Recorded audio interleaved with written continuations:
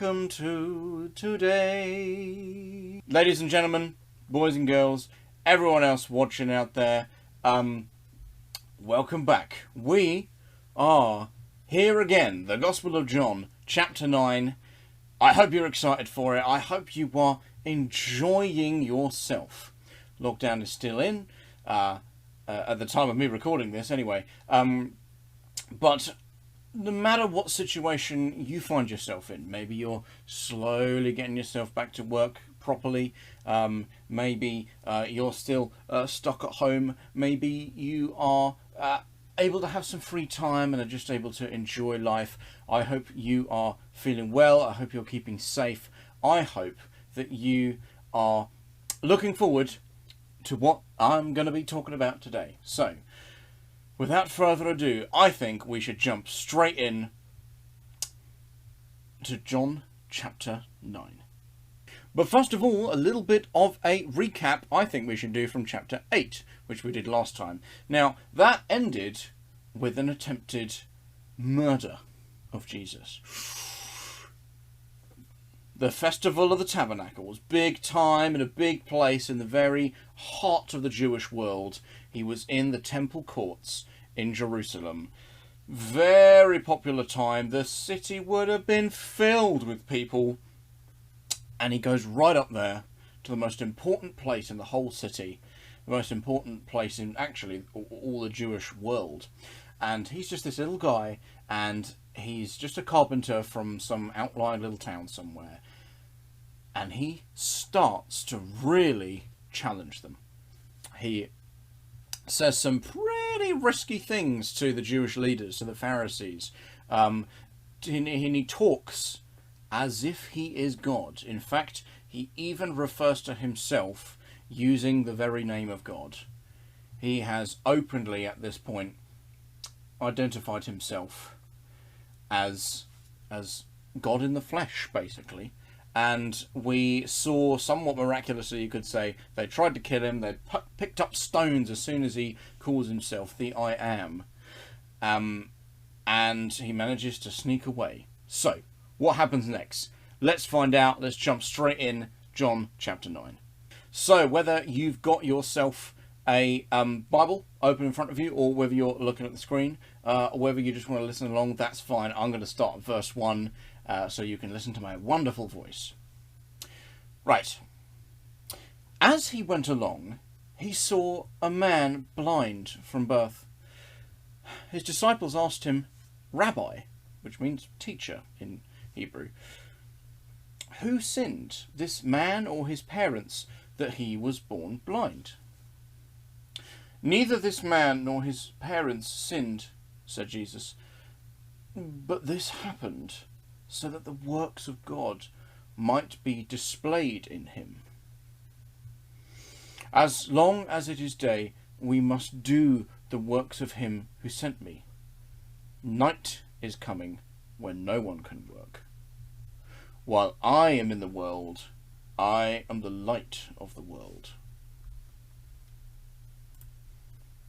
After saying this, he spat on the ground, made some mud with the saliva, and put it on the man's eyes. Go, he told him, wash in the pool of Siloam. This word means sent. So the man went and washed, and came home seeing. His neighbours and those who had formerly seen him begging asked, Isn't this the same man who used to sit and beg? Some claimed that he was, but others said, No, he only looks like him. But he himself insisted, I am the man! How then were your eyes opened? They asked. He replied, The man they call Jesus made some mud and put it on my eyes. He told me to go to Siloam and wash, so I went and washed, and then I could see. Where is this man? They asked him. I don't know, he said. So, what a strange sort of turn of events. So, we've got some stuff inferred here. Jesus is no longer up on the temple mount. He's no longer in the high courts of the temple. Basically, he's not hanging out with the big guys anymore. He's not chatting to the Jewish leaders. He's amongst the laymen. He's in the streets, basically. And we get the idea that here's a guy, blind fellow, someone who's born blind. So I would guess that this gentleman is probably a younger man, and we'll go to see some more evidence to suggest that that's probably the case. But he certainly would have been a beggar, and a regular beggar at that. And what better chance to beg than at the time of the tabernacles? Very important moment in the Jewish calendar, and the city would have been filled with people. He would have had the chance to go and get money from passers-by, this, that, and the other. Unfortunately, we see similar kind of people in our streets today. So maybe this is Jesus giving us an example about what we should do. But effectively, it starts with the disciples asking, look, his blindness, is it his fault? Was it his parents' fault? And that, unfortunately, is an attitude we still actually sometimes see in the church today. People assuming that something is wrong, someone has a certain ailment or disability because of sin that's come before. And there were moments in Jewish history that these people believe justified this kind of idea. But, they had this sort of consequential way of thinking.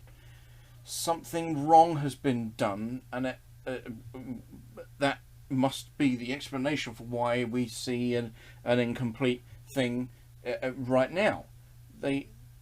That's just the way they saw it. And to be honest, part of our human nature still kind of wants to find an explanation like that. I don't think human beings are actually really satisfied by just saying, oh yeah, that's just how it is. Oh yeah, that's just how it is.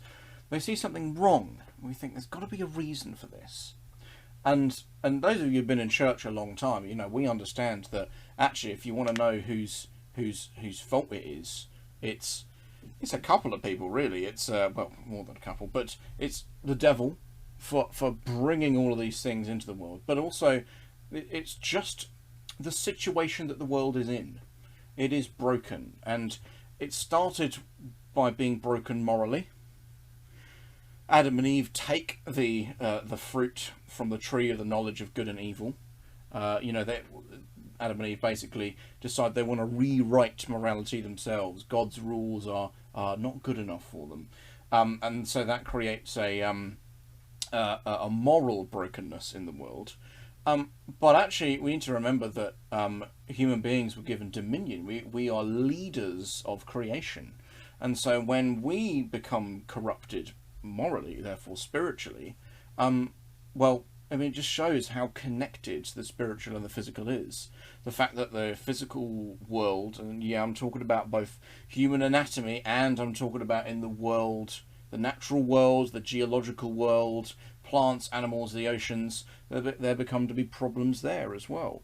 And this is what the Genesis chapter 3 explains, is the origin of that. But the Jews, his disciples, Jesus' followers, want to pinpoint it. Who did the wrong thing?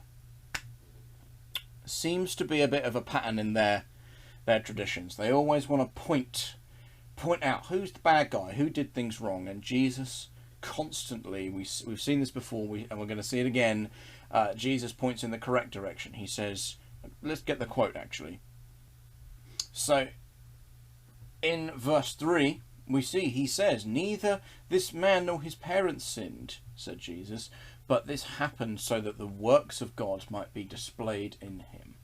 Jesus was confident of what was to come. And what happened? Bit weird. He puts, as we see in verse 6, he spat on the ground, made some mud out of this mixture of dust and the saliva from his mouth, and puts it on the man's eyes. And then he goes to wash it off, and he can see.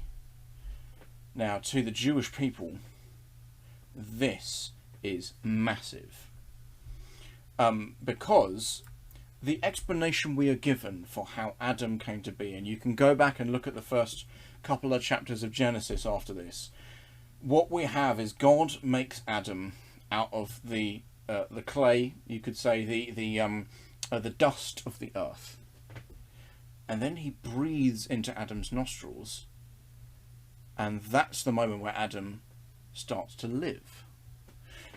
So we have Jesus coming along, and these man's eyes that have been dead since birth.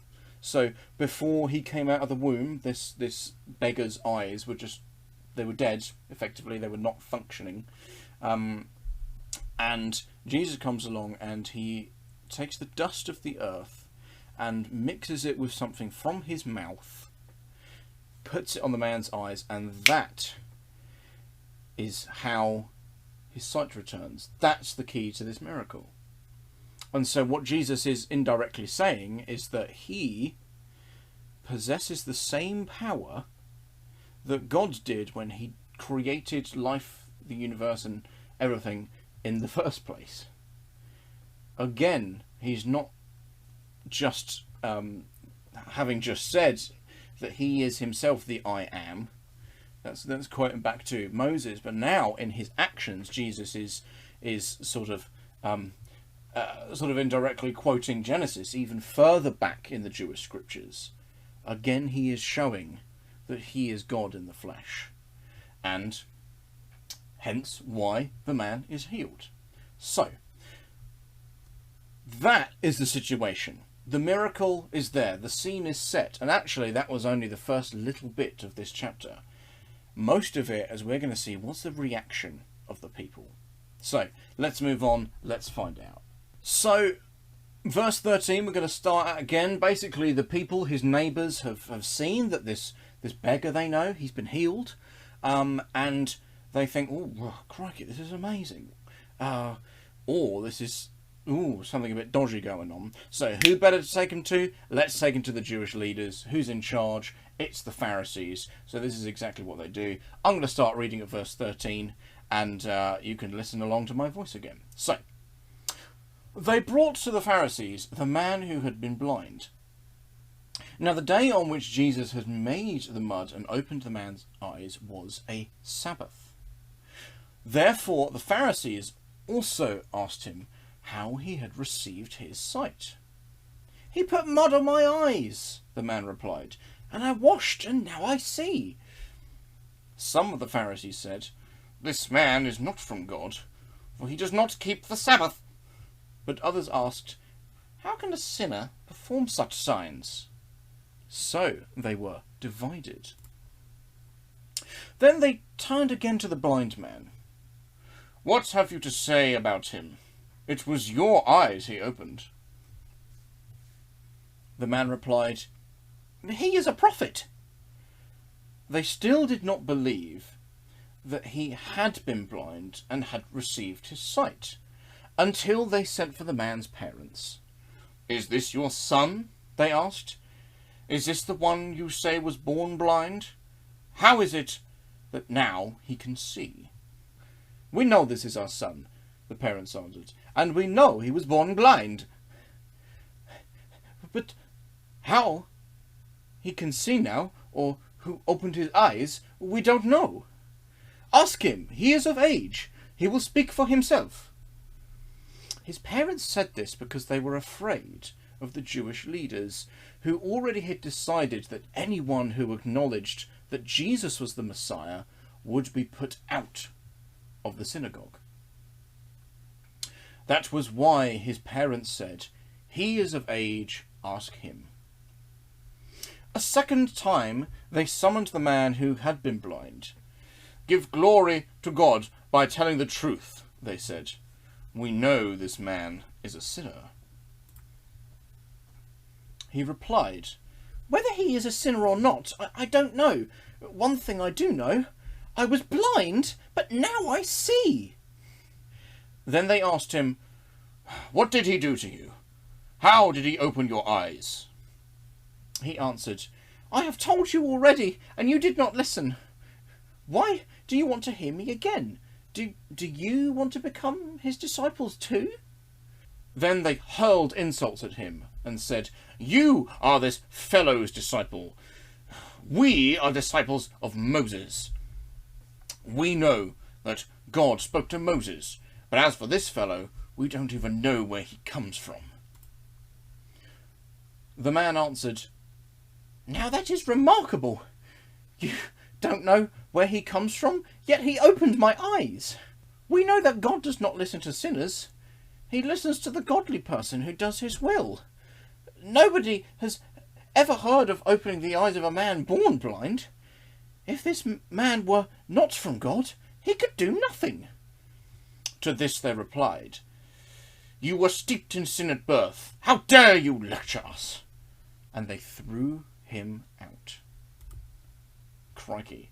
So here we don't even see Jesus interacting in the story at this point, because of course Jesus has slipped away. He knows that if he's been brought in front of the Jewish leaders, if the Pharisees see him again, they're probably going to try and stone him. They are denying that he has any power invested in him. They think of him as just a blasphemous young man, so they don't believe that anything can come of him. Hence why they evidently don't believe that Jesus could heal a man born blind. In fact, what they seem to be more cared about is the Sabbath. Look there at verse 14. The day on which Jesus has made the mud and opened the man's eyes was a Sabbath. So, if we recollect what the Sabbath is, once a week it's the Jewish holy day. We see that when God created the world, at the end of doing his 6 days of work, his seventh day was a day of rest. And in the Jewish belief system, and this is still like this today, this is a crucial part of religion.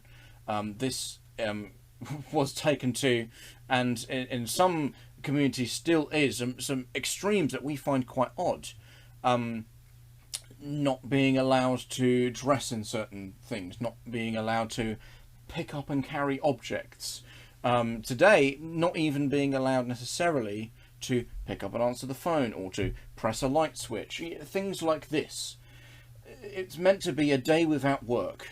Now, it sounds pretty good to me, and aren't we blessed that actually our culture, perhaps not so much nowadays, but actually we have a weekend where traditionally we've had 2 days off. Very lucky in the grand scheme of things. But actually it got to nutty extremes amongst the very religious Jews, especially of this era, and doing any kind of stuff like this, putting mud on someone's eyes, doing a perhaps it comes across as a ritualistic sort of thing. This would definitely classify as a sort of work, therefore not allowed on the Sabbath. And it kind of shows you where the heart of these people were. It was just about the religion. It's just about ticking the right boxes every week and making sure that you are keeping the laws that, to be honest, a lot of them had actually made up themselves.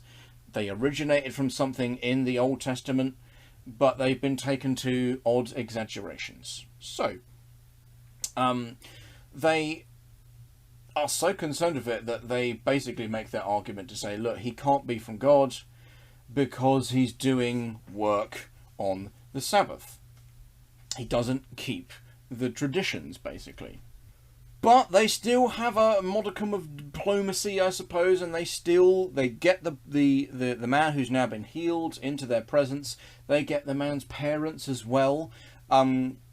They do at least appear to be sort of trying to work out what's going on here. And the parents identify, look, he's of age, he will speak for himself. Possibly implying that actually this man looks like a young man. And also the fact that his parents are still alive. If we think about in the ancient world, actually life expectancy wasn't as long as it is nowadays. He was probably a young man who was young and evidently was disabled and therefore still had to live with his parents, and they're both still alive.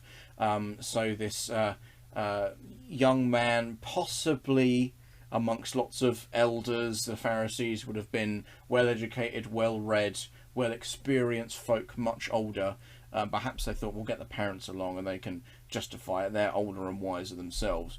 And it kind of shows you, and if we look at verse 32, 22, the political situation here. His parents, it says in 22, they were afraid of the Jewish leaders, who already had decided that anyone who acknowledged that Jesus was the Messiah would be put out of the synagogue. They would be effectively excommunicated from the religion, the thing that led the country, the thing that held the community together. That would be terrible if you got chucked out of that. They were so fearful of these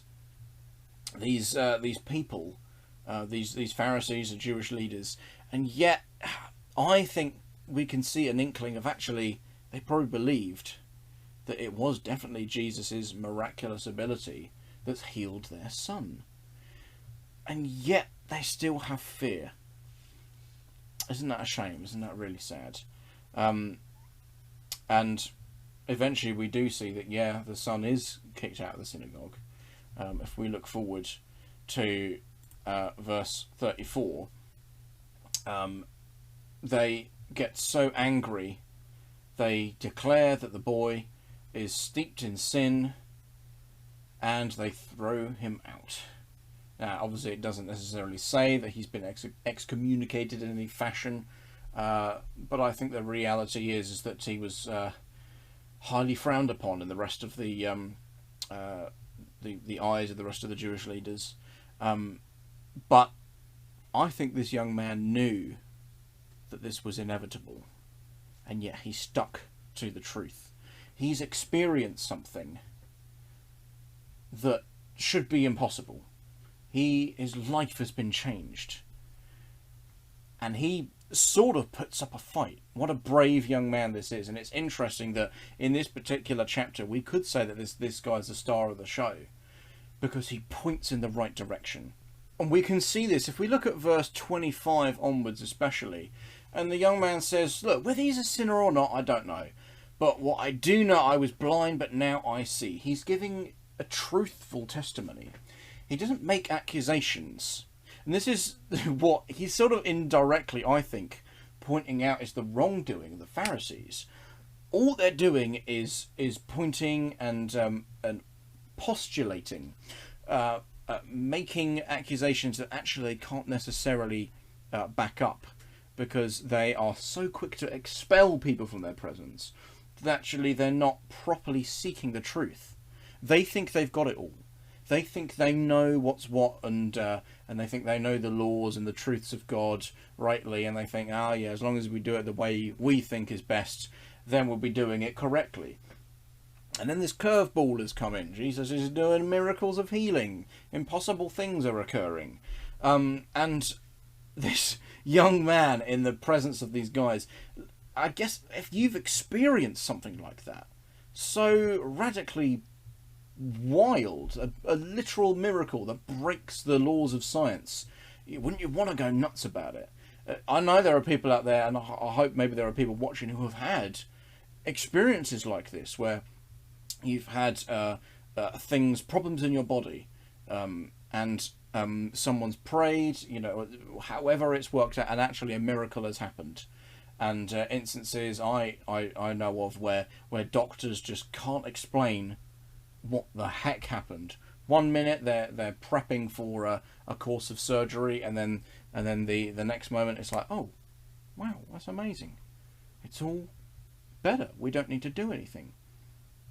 And these things still happen, and I have to confess I haven't experienced anything quite like that myself. But if that did happen, you'd want to rave about it. It doesn't matter what the social structure around you is. And actually, possibly, it helps this guy. If he's been blind all of his life, he doesn't necessarily identify the difference between the people dressed in their priestly robes and holding their staffs and showing that, they're the high and mighty guys, and the common folk dressed in their wool. He's never visually seen the difference between them before. Could it all be that he's, in a sense, preserved a very childlike way of thinking, that actually we're all equals. It doesn't matter who it is, they've got to find out that there's someone going around who can do miracles. And that is an encouragement, I think, to any of us, whether you've experienced it or not. You must know that. If you call yourself a believer, we know that this gospel, this message is so amazing. We've got to put in some effort, actually, to get it out there, no matter if it breaks social etiquettes, as this young man is proving to us. But this amazing thing that you could say is cosmically miraculous. This is my encouragement. Take it out there. Bring it to the world, no matter who it's to, whether it's to the highest monarch or the lowliest beggar. It's time to start bringing it out to the world. And we're going to see a little bit more about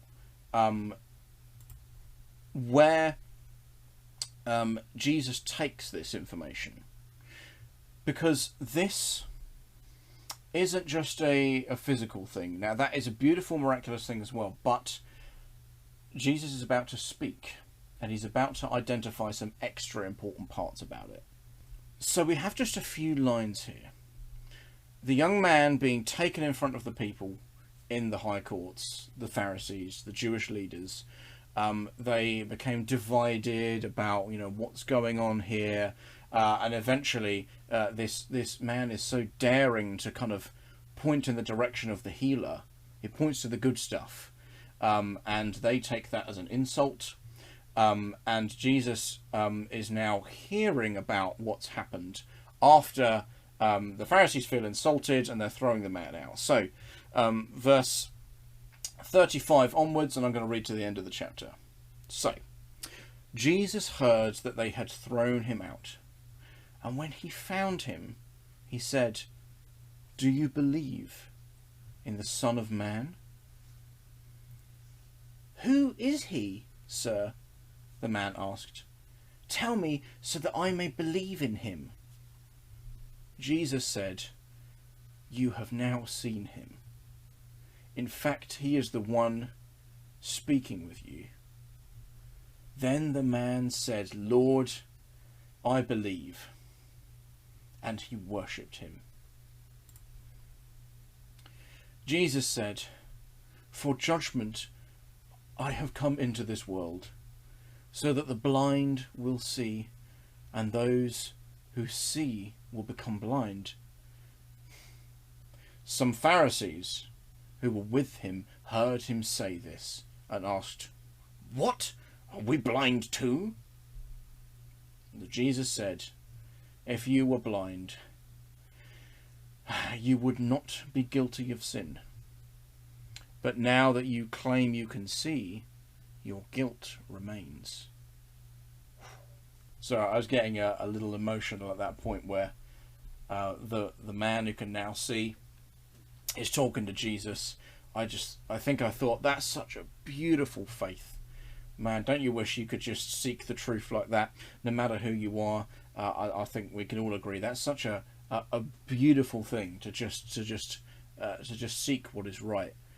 When you've been in this man's shoes, if you can imagine it, being healed like that all of a sudden, and he was Jewish, he would know the stories, he would understand that the way that this stuff happened must have been from God. And he carries on pointing at what is good, what is pure, what is lovely. This thing that's just changed his world. He can see. Now you think about, okay, right now it's a pretty grey day where I am, but even so, you think about just looking at the window and seeing the clouds. Imagine the beautiful sunsets and sunrises you've seen in life. Imagine little bees flying around in meadows, wonderful flowers of all colours of the rainbow, rainbows themselves, all the beautiful things that men make. We make incredible clothing, big old hats, putting feathers of nutty birds on them, shirts that look like they got bananas on them, and all these things. Imagine none of that is accessible to you, and then all of a sudden, it's there. Whoa! It would blow your mind. What elation this young man must have, we can only imagine. Hey, and I know that these same kind of miracles are happening with people ever since Jesus. Maybe one of you is watching this. I really hope, and you can testify that something like that has happened. Maybe a different miracle has testified. Maybe a different type of miracle you can testify about in your life. If so, hey, why not put it in the comments? Why not share it? Let's get the news out there that these kind of things have happened in our lives. Isn't it amazing that we've got a God that does this? But again, we see this young man pointing to what is right. He kind of admits, doesn't he? Let's have a look. That verse 36, who is he? Tell me so that I may believe in him. He hears the voice of the healer. Ask him, do you believe in the Son of Man? And the young man is just like, you've got to tell me about it. You've got to tell me. You've got to show me the truth so I can believe this, because I can't deny it. I've just had this amazing miracle happen. And isn't it powerful? Oh man, I'm getting emotional again, just considering what this guy must be feeling, what he must be going through. So yeah, I guess this is a massive encouragement. We can have this amazing faith. We can be like this man, actually. I do believe that. We don't have to go through those things. If we do have testimonies of amazing miracles, then yeah, I continue that encouragement to get it out there. But actually, this is a man who we can have, we can take inspiration from, I guess. And we see really powerfully the Apostle John is putting this in juxtaposition with the Pharisees. Now, what does a young man do? He simply says, when he realizes, this Son of Man, this promised one through all the Jewish scriptures gone before us, he is the one I'm talking to. The Messiah is embracing me right now. And he says, I believe, and he worshipped him. Immediately, worship is his instinct. That should be something we can learn from. Worship is the instinct. And he worships a man because he knows that this man, Jesus, is God in the flesh. A big no-no in the eyes of the Pharisees who are right here. And Jesus says, for judgment I have come into the world, so that the blind will see and those who see will become blind. In other words, those of us who admit that we don't know what's going on, we need it to be brought to us. We need the miraculous provision of God to come into our lives, and then we will see. And then there are others in the world who say, no, do you know what, like our human intellect, that's enough. We can discern everything in this world. And he's saying, look, unfortunately, those are the ones who eventually they're not going to see it. They're not going to bear witness to the truth. And part of that truth is a judgment, that all evil in the world is going to be destroyed. And we have a choice. Are we going to be on the side of the good that's going to endure for eternity? Or are we going to be on the side of evil that's going to be destroyed? That's the judgment that we talk about. And just to give us an example here, some of the Pharisees instantly pick up that Jesus is talking about them when he talks about those who claim they can see, and he says, "What are we blind too?" And Jesus kind of says, "Well, you know, what if you were blind? You would not be guilty of sin. You know, like this young man, he wasn't guilty of anything. Like the disciples were trying to work out, is he guilty? Is that why he's physically blinded from birth?" Jesus is like, look, mate, he didn't have any he wasn't riddled with sin. And we saw actually a few verses earlier that the Pharisees outright called the man who can now see an outright sinner. And actually Jesus is saying, look, your guilt remains because you think you can see. You think in your human noggin you've got the world sorted out, but you're not looking through the right lens. And I guess where I'm going to leave it is encouragement. Look, the lens that God has given us is now here. Jesus claimed to be the way, the truth, and the life. He is our option. He is what we've got. We are all kind of like that blind man begging in the streets, looking for a little bit of money that will just keep us going for a little while. We are all like that woman at the well who, she is just going through life, going from man to man, her life riddled with problems. She can't hold down a single a solid relationship for any amount of time. We are very much like Nicodemus, this man who has been given lots of information and we're still lacking. But what Nicodemus and what the woman at the well and what this young blind beggar did is they happily sought the truth. Now we see in all three of those conversations that at first, they didn't get it. And what does that tell us? Look, at first, it's fine if you don't understand everything. That's okay. It's so out of this world that our mind in this world is gonna have to get used to some crazy things in order to try to understand a new and possibly alien concept. But actually, they admitted that they don't get it, and they carried on looking for the truth. There were points where they didn't fully get it. I think about when the woman at the well, the Samaritan lady, said, "Oh, I can get this everlasting water. Yeah, give it to me, so that I'll never have to come back to the well." And Jesus is saying, "Look, no, you haven't quite got the right idea." So he explains it a bit more. Jesus will always do that. As long as we go to him with the right answers, he will carry on providing things for us. Now, maybe that's simply the truth of the existence of God, a fundamental thing like that. Or maybe it's a more personal thing in your life, about tricky subjects like about parenthood or about divorce or about